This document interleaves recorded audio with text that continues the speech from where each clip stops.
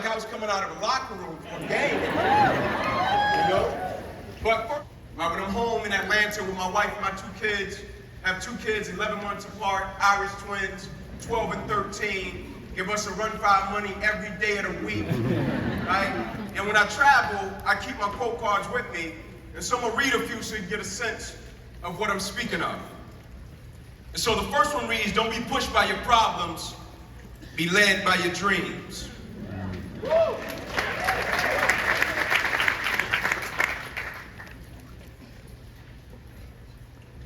The second one reads, when we lose one blessing, another one is often most expectedly given in its place. Amen. And the last one reads, happiness always looks small when you hold it in your hand. But once you let it go, you learn at once how precious it is. And so I'll never forget, a little bit over 2 years ago, traveling a ton, different city, different state, different sectors, sports, education, corporate, had a trip scheduled to College Station, Texas. Got some Aggies here? Wow. Right? And I had a connecting flight in Dallas. And so whenever I travel, I text, update my wife, let her know how things are going. Me and my wife, we've been at it since, elementary, right? Knee-high, like, this is my girl, right?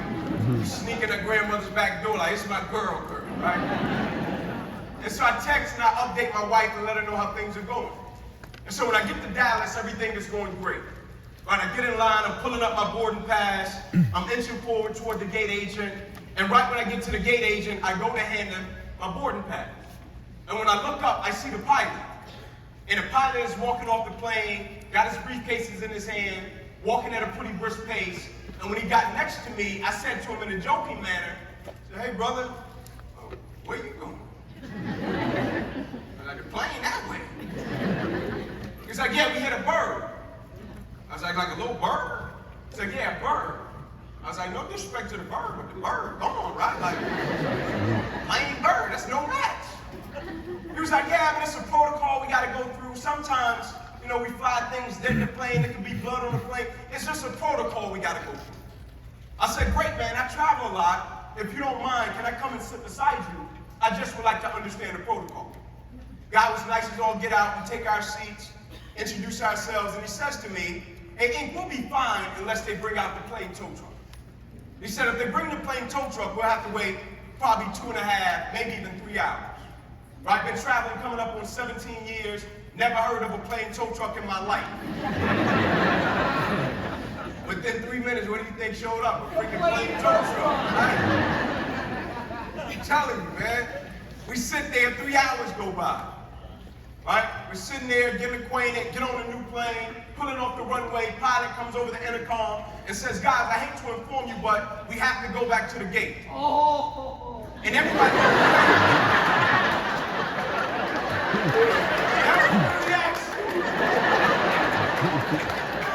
Y'all went through reaction in real time, right? I'm talking about people loses it, right? And I believe I was sitting next to the maddest guy on the plane. And so I'm like, bro, maybe he's punking us, maybe he's playing with us. Like, we've been sitting here waiting 3 hours. He's probably joking. And then he says, no, they forgot to load the luggage. And the guy next to me, he loses it. Right? He starts smacking the wall, smacking the seat. I'm talking about, we're pulling up to the gate. I'm like, bro, like, this guy was so mad, he started to make me mad. I don't even like getting mad. Right? And I'm looking out of the window and I'm like, bro, I just want to see who forgot to load the luggage. I just want to see. Right? And as I'm looking out of the window, never forget it. Remember it vividly. I spot the luggage bin. Right? 2 gentlemen on both sides of the luggage bin. One guy had a Sprite, other guy had a Dr. Pepper. Right? And they were doing the floss dance, like my 12-year-old son. I was like, oh, that's living La Vida Loca. That's dope like they're on the plane. And I said to the guy beside me, my challenge is not that there's no luggage on the plane. It's not my challenge. I said, my challenge is not even that we've been delayed. It's not my challenge. Right? I travel often. I expect for delays to happen. Right? My challenge is not even that. To a certain extent, we've encountered a level of adversity, uncertainty, opposition. It's not my challenge. Right? I'm not one of these people that wake up every single day and live my life as if I'm in Mayberry and I'm not going to encounter any level of opposition and adversity. I just don't look at life that way. I said my challenge is this. If we're not careful as people, we can wake up in a routine and a monotony of things can make us do things in such a way that when opposition arises, when a challenge arises, when adversity arises, we can approach it with the perspective of, oh man, I'll just be ready for it and I'll rise to the occasion. And I think we all know in life, we don't rise to the occasion, we revert back to our training. Meaning the individuals that we were prior to the opposition, prior to the challenge, prior to the uncertainty, that is the individual that's going to show up in the midst of it every single time. Yeah. That's why my favorite quote in the world is King's quote. It's the rawest of the raw, truest of the true, realest of the real. When it says you judge the true character and caliber of a person, not by where they stand in times of comfort and convenience. You judge the true character and caliber of a person by where they stand in times of challenge and controversy. I used to tell the guys I played football with often, I don't care how tall your daddy is, you got to do your own growing. Right? The great thing about character, you can't inherit it.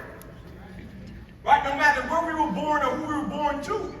The great thing about character, it has to be cultivated through highs, through lows, through successes, through failures, through ups, and through downs. Right? I often like to refer to character as when what I say, what I do, and how I live my life becomes one. Right? Like my actions reflect my words. And so I feel extremely privileged. I was born to a mother at 16 years old, southeast corner of Atlanta, in a neighborhood by the name of Kirkwood, born at a hospital by the name of Grady Hospital. Right? She took me back to 125 Warren. At 125 Warren, it was a 2-bedroom home, 14 of us living there. And I fell in love with this game called football. Loved everything about it. But more than anything, I felt as if it was a vehicle that can help me put my family in a better situation. Right? Me and my cousins started playing in the street, light pole to light pole. Right? Street lights pop on 10 minutes before we had to go in the house. That was the routine. And so every single day we would come out, play ball, and I would say to my cousins, man, if I make it, maybe we can get our own beds one day. I just wanted us to have our own beds. Right? We were sleeping on pallets at the time. Remember my mother working a double shift at Wendy's. Man, if I make it, maybe I can pull my mother off the double shift at Wendy's. Man, if I make it, maybe I can give our grandmother a better living condition. But the conditions and the circumstances didn't reflect what I was trying to attain. And so the people that I was connected to would say, yeah, Ink, that sounds cute, that sounds cool, but chances of it happening, probably slim to none. And I was a kid, so the only thing I knew was if I wanted to give myself a shot, I had to be willing to work for what I said I wanted and engage in consistent action. And so every single day, the routine was simple. Light pole to light pole, play ball, until one day something amazing happened. Right? Something happened in my life that altered the way that I still live my life until present day. Me and my cousins were playing ball, street lights pop on, 10 minutes before we had to go in the house. Sun is going down. And it's a blue pickup truck at the corner. Never forget it. I had the ball in my hand, I stand on the sidewalk, 3 younger cousins still on the opposite side. And I look at the truck. And I start waving him by. He's driving extremely slow. And I'm like, come on, man, I got a couple moves on to put on these jokes. Who's going to help me? Driving too slow, man. And he passed us slightly. And out of the truck is this guy. And he walks over and says, hey, guys, would y'all like to play football on grass? I said, brother, I would love that. The street is rough. He said, go in the house, get your parents, get your guardian, let me speak to them. My mother was at work. My uncle was home. I said, hey, uncle, will you please come and speak to this young man? Uncle said, sure, no problem.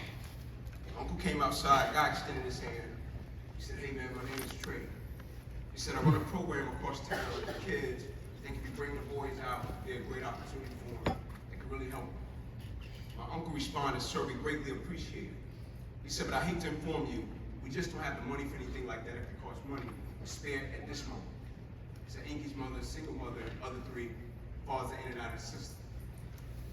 He said, without any hesitation, without stuttering, he said, I tell you what, if you bring him to the park tomorrow, I'll sign him up. I'll pay for him. I tapped my cousin's leg. I said, bro, we haven't even seen my spin move yet, bro. And the next day we get to the park, I would soon find out it wasn't just paying for me and my 3 younger cousins. He was paying for kids all across Atlanta. guy happened to be wildly successful, had his own business. He was just doing it as a give back. He just wanted to help people. And they gave him a team. And they placed me on his team. And I would watch him. I would watch how he treated people. I would watch how he spoke to people. I would watch how he dealt with people. And one night, they wouldn't let my mother off her shift. And she called him. She said, "Can you please take Inky home? They won't let me off work." He was like, "No problem." And we pull up to my house. I get out. He says, "All right, Inky, I'll see you tomorrow at practice." I said, "All right, coach." I said, "Can I ask you a question?" He said, "Sure, what you got, man?" I said, "I'm not trying to be disrespectful, but I really want to understand this." He opened his door, got out of his truck, walked around, stood directly in front of me. He said, "Son, you can't disrespect me." He said, "I love you." First man to ever tell me he loved me. He said, "What you got here?" I said, "Why do you live life the way that you live it?" He said, "Why do you treat people the way that you treat them? Like, why do you deal with situations the way that you deal with them?" He said, "I'm going to share something with you, son, and I don't want you to ever forget it." And in its simplicity, it was yet profound. And all he said to me was, "As long as you can live your life and make sure that somebody else's life is okay," he said, "son, your life will always be okay." And he got in his truck and he left. And it altered my perspective about everything I was connected to and everything I was privileged to do. I stopped viewing sports as a game a long time ago. I view sports the same way I view the stage. It was a platform I got provided to cultivate a certain level of excellence and greatness, so one day when I was done with the game, there'll be certain things I could extract from it to apply to other areas and aspects of my life to make me somewhat of a decent human being. Because we live in a world that's so transactional, right? That if the situation doesn't turn out in the form of which a person thinks it should turn out, they leave. We live in a world that's so transactional. When people don't get what they want from a situation, business deal, they leave. They no longer value the person. Right? Me and my wife, we go to the same place almost every other day when we pick our children up from school. And I'm like, "You want to go to that place again?" He's like, "Yeah, the lady in the drive-thru reminds me of my aunt." I'm like, "She's not your aunt." Right? Because what's the X factor in life? People. Right? That's the X factor and will always be the X factor. The quote says it. People may forget what we do, people may forget what we say, but people will never forget the way we make them feel. That's why when you meet a person that's genuine, it makes you feel a certain type of way. That's why when you meet people that really care in terms of what they do, it makes you feel a certain type of way. When you meet people that treat people the right way, despite what the situation or the circumstance may be, it makes you feel a certain type of way. And so I value, first and foremost, I value people. Outside of the different variables in the different situations, I value people. A situation happened with me and my 12-year-old son a few months back. We were coming home on a Saturday morning from a workout, and it's storming in Atlanta. And we're getting off on our exit, and our exit is a ramp. And we're coming up on a red light, and as we're coming up on a red light, an 18-wheeler comes beside us, pushing a lot of water our way.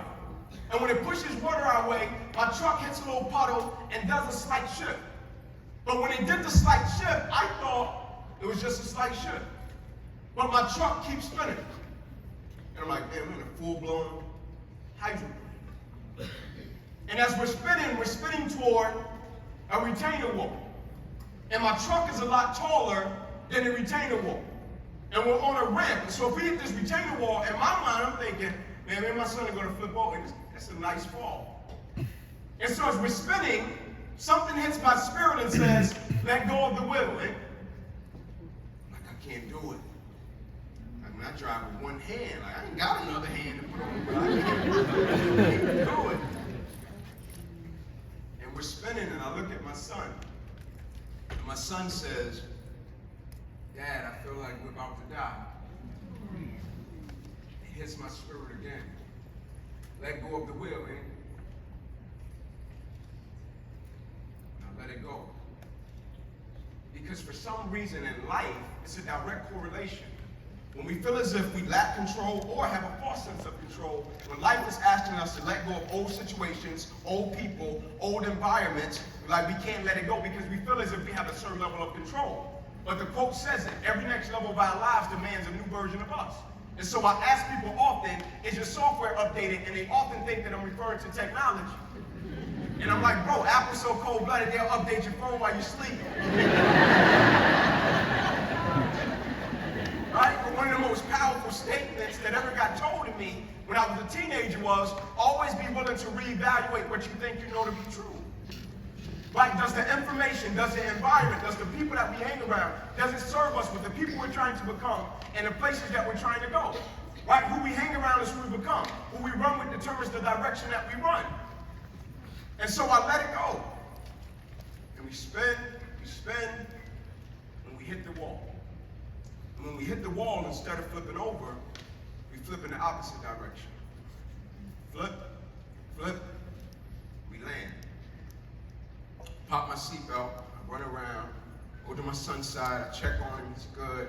I grab my phone, I call my wife. I say, babe, me and Ink just had an accident. We're here. She's like, no problem, I'm on my way. We live right up the street. And I look at my son and say, hey, Ink, we gotta find a way to get out of this rain, buddy. We gotta find a way to go. Like, let's go, look. And we're looking, and as we're looking, this car's passing by. And a white car pulls up. I'll never forget, rolls the window down. I'm standing there with my son, it's pouring. And the gentleman screams out, hey, Ink, you good? I was like, yeah, we good. To my recollection, I've never seen this guy before in my life. And I'm not one of these people, everywhere I go, people just know who I am. He says, I'm gonna pull over. I'm gonna help you and your son get out of the rain. I said, man, it's nice.